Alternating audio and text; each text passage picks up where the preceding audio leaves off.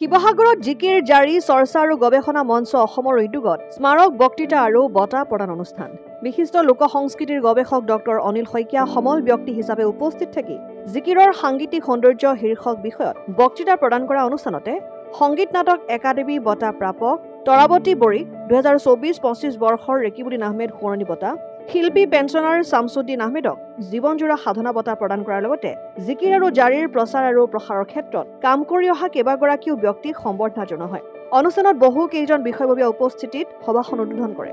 ডিব্ৰুগড় দূৰদৰ্শন আৰু আকাশবাণীৰ সঞ্চালক লোহিত ডেকাই উদ্বোধন কৰা বক্তৃতা আৰু বঁটা প্ৰদান অনুষ্ঠানত জিকিৰ জাৰি চৰ্চা আৰু গৱেষণা মঞ্চ অসমৰ বিষয়ববীয়াসকলৰ লগতে শিৱসাগৰৰ যথেষ্ট সংখ্যক গণ্যমান্য ব্যক্তি আৰু ছাত্ৰ ছাত্ৰীৰ উপস্থিতিত ৰাজ্যৰ ভিন্ন প্ৰান্তৰৰ কেইবাজনো জিকিৰ শিল্পীয়ে মঞ্চত একেলগে জিকিৰ পৰিৱেশন কৰি সকলোকে আপ্লুত কৰে। সোঁৱৰণী জিকিৰ জাৰি চৰ্চা আৰু গৱেষণা মঞ্চই আমি জিকিৰৰ প্ৰচাৰ আৰু প্ৰসাৰৰ বাবে কিছু কাম কৰাৰ চেষ্টা কৰিছিলোঁ। আচলতে আমি জিকিৰ জাৰি প্ৰচাৰ আৰু প্ৰসাৰৰ বাবে যিসকলক পূৰ্বতে আমি দায়িত্ব দিছিলোঁ তেওঁলোকে জিকিৰ জাৰি প্ৰচাৰ কৰাতকৈ নিজৰ ব্যক্তিগত প্ৰচাৰ আৰু প্ৰসাৰৰ কথা বেছি চিন্তা কৰিল, যাৰ বাবে আজান পীৰ চাহাবৰ জিকিৰ জাৰিসমূহ উপযুক্তভাৱে প্ৰচাৰ আৰু প্ৰসাৰ হোৱা নাই।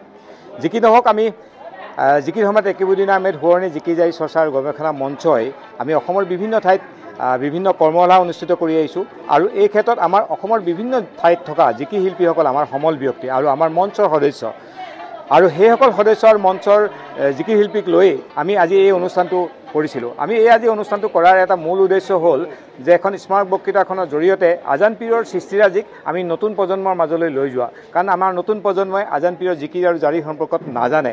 গতিকে আমি তেওঁলোকক এই সম্পৰ্কত সম্যক জ্ঞান দিবৰ বাবে আজি এটা ক্ষুদ্ৰ প্ৰয়াস কৰিলোঁ আৰু লগতে আমি আজি জিকিৰ সময়ত ৰেকিবুদ্দিন আহমেদ সোঁৱৰণী বঁটা প্ৰথম বৰ্ষৰ বাবে আমি প্ৰদান কৰিলোঁ তৰাৱতী বড়ি বাইদেউক, যিগৰাকী বাইদেৱে যোৱা 2024 বৰ্ষৰ সংগীত নাটক একাডেমী বঁটা পাইছে। আমি তেখেতক আজি এই বঁটা প্ৰদান কৰিছোঁ। সমান্তৰালভাৱে আমি এই বছৰৰ পৰা আৰম্ভ কৰিছোঁ জীৱনজোৰা সাধনা বঁটা, যিটো সংগীতৰ লগত জিকিৰৰ লগত নিৰলসভাৱে জড়িত হৈ আছে। তেওঁলোকৰ মাজৰ পৰা এজনক নিৰ্বাচিত কৰি এই জিকিৰ জাৰি জীৱনজোৰা সাধনা বঁটা প্ৰদান কৰিম। আমি এই বছৰ গোলাঘাটৰ শামছুদ্দিন আহমেদ ডাঙৰীয়াক এই বঁটা প্ৰদান কৰিছোঁ।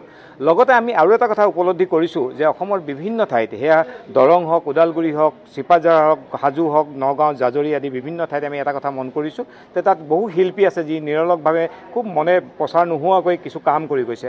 আমি সেইসকল শিল্পীসকলক কিছু উৎসাহ যোগাবৰ বাবে আমি সম্বৰ্ধনা আজি দিছোঁ আৰু এয়া আমাৰ প্ৰক্ৰিয়া আৰম্ভ হৈছে আৰু এইটো প্ৰতি বছৰে হ'ব।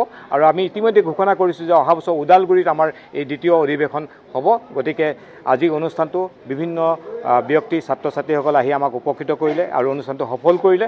গতিকে মই উদ্যোক্তাসকলৰ তৰফৰ পৰা সকলোকে আন্তৰিক ধন্যবাদ আৰু কৃতজ্ঞতা জনাই। শিৱসাগৰৰ পৰা ছৈয়দ মুস্তাকুৰ ৰহমানৰ ৰিপৰ্ট, অসম আদিত্য।